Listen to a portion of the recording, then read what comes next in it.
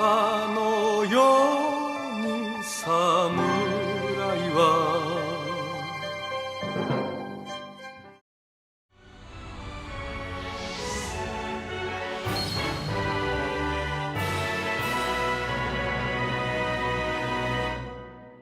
Nobunaga's Ambition is one of the longest running franchises in gaming history.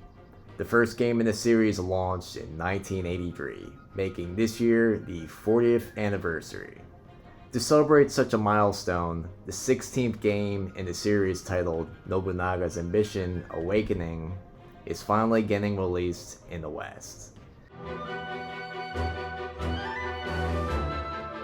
So first off, I was given early access to this game, and actually it's a big deal because it was the first early access anything I've gotten since starting this channel. And this was all thanks to fellow YouTuber, the Shogunate. You probably already know him. He's got an excellent channel covering samurai history. Be sure to check out his channel. Also, I'm gonna provide a link to his review, so be sure to check that out. It seems like he's already had plenty of experience from the series. My review is going to be from the point of view of someone who's never played a Nobunaga Ambition game. And honestly, this was a really intimidating game to review. In fact, I was really overwhelmed by the game when I first played it. I didn't think I was going to be able to play anymore. But I will say, honestly, the Shogunate's review is what gave me confidence. And when I played it the second time, I actually really liked it. In fact, I became quite addicted to it after that, so that was a good surprise. But if I'm gonna be completely honest, this still isn't really a game for me. If I was given the choice to play this or something like Ghost of Tsushima, I'm definitely gonna choose Ghost of Tsushima. But it's just my preference. At least I know that, I could actually pick this up and have some enjoyment out of it, even though it's not really my cup of tea. But again, it's just my opinion of it.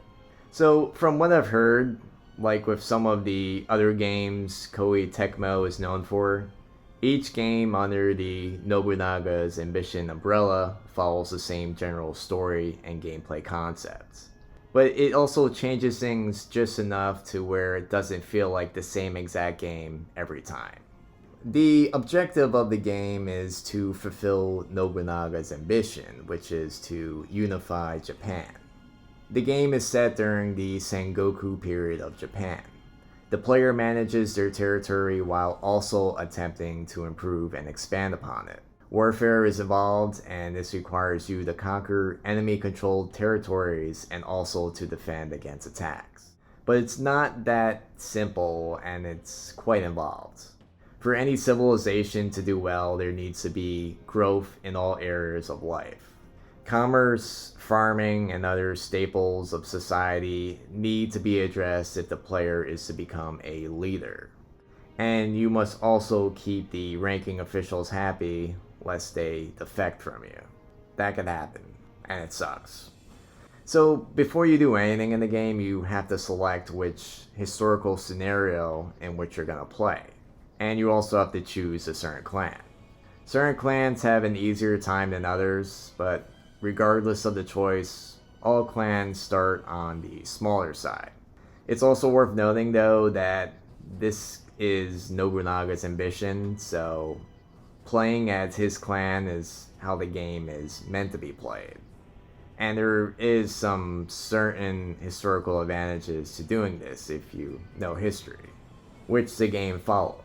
In order to get things going, the player will need to start building up different facilities, which are warfare, commerce, or agriculture. After the action is chosen, things will play out in real time. You could also speed things up if you press triangle in my case. As the months progress, representatives of other clans and the player's own retainers start making requests which the player can choose to fulfill provided they have the required amount of gold and labor resources. But managing territories is definitely the most important part of the game. The best way to expand upon territory is to take over an enemy castle. This will give the player control of all the counties associated with it. Castles are taken over through battle, and everything kinda goes in a circular growth. Soldiers are needed to take over castles, and in order to do this, you need provisions to stay in fighting shape, and you also need money just to fund all aspects of the kingdom. Whether it be outfitting and training soldiers, growing crops for provisions, or just reinvesting to earn more money. After the player takes over a castle, they also get access to the farms and other facilities in the counties. That in turn can be put into getting more provisions, money, and soldiers to continue conquering the land held by rival daimyo. It can all be simplified as conquer lands, use the resources to increase the army, and then conquer some more lands and repeat. That's basically what it is, but the practice of it is a lot more complicated. The battle system is a really important aspect of the gameplay. It requires just as much attention as all the other areas. The player does control their army units as the battle unfolds in real time, but they aren't as exciting as you would think to watch. The player can direct their units as they see fit to their strategy, like prioritizing targeting of the more dangerous enemy units. Having the hands-on role in just directing the flow of battle does really make you feel like you're this military general. The battles also being based on actual historical battles from the Warring States period is a nice touch. But some people who are like me that, want gameplay to be more buttony might be a little disappointed. Occasionally there is some brief cutscenes, and they'll show some of the troops on the battlefield, but actually watching the fight unfold amounts to just watching these icons move on a grid. Nothing exciting. You'll get some numbers popping up, but that's a bit all you get from the conflict. Most of the game just consists of looking at menus with just static portraits. The game, I'll say, is challenging. It's also very overwhelming, at least for newcomers like me. And this is because of just the amount of responsibilities that the player is tasked with. But it's also just challenging for bad reasons. Regardless of what difficulty setting you choose, the UI is just terrible. There's way too much going on. In fact, when I first played it, I felt like I was traversing a maze. Eventually, I was just clicking on stuff to see what would happen. Not very fun. The UI is just too clustered with too much data. There is a tutorial that explains how things work. I definitely recommend going through each one.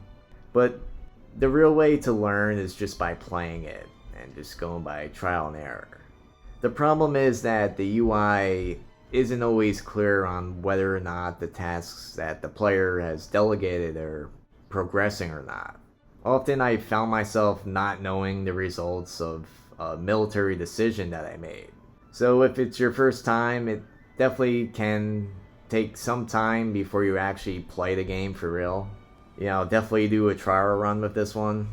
But eventually, after you start playing it for a while, things do click. And when they finally do, it could be highly addictive. I found myself just playing this for hours. Time flew by. For a strategy game, complexity could be a good thing. The more thought that you put into overcoming a challenge, the better the feeling you get when you overcome something. But you want to spend your mental energy on playing the actual game and using strategy. You don't want to use it on just trying to figure out how the menu works. That's not very fun. I definitely wish it was more simplified. My favorite aspect of the game is probably it just being based on real historical events. It was really nice to learn about all the challenges of the time and kind of how things played out. What's kind of interesting is the player can also choose either to follow historically correct paths or deviate and shape their own alternate history.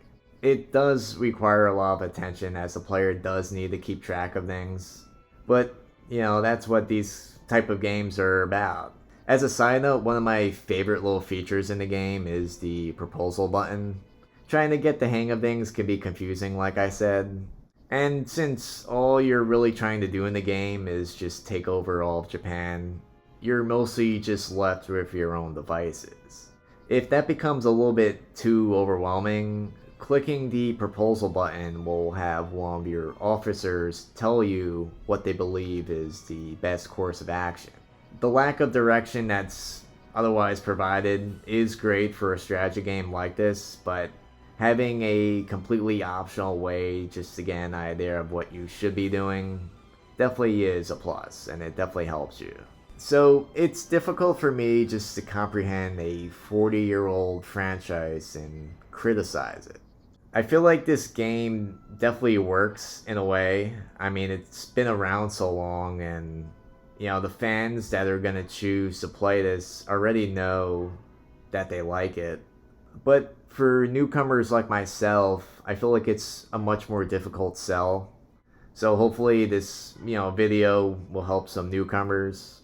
The main question is what kind of game you want to play. Do you want to play a game where you control the character and all the actions like Ghost of Tsushima? Or would you want to try a strategy game that follows the life and times of Nobunaga, using strategy to unify Japan while also navigating and often fighting against a difficult UI? It's a personal preference, but I would much rather play something else. But that's just me. Anyway, let me know what you think of this franchise, and like always, thanks for watching.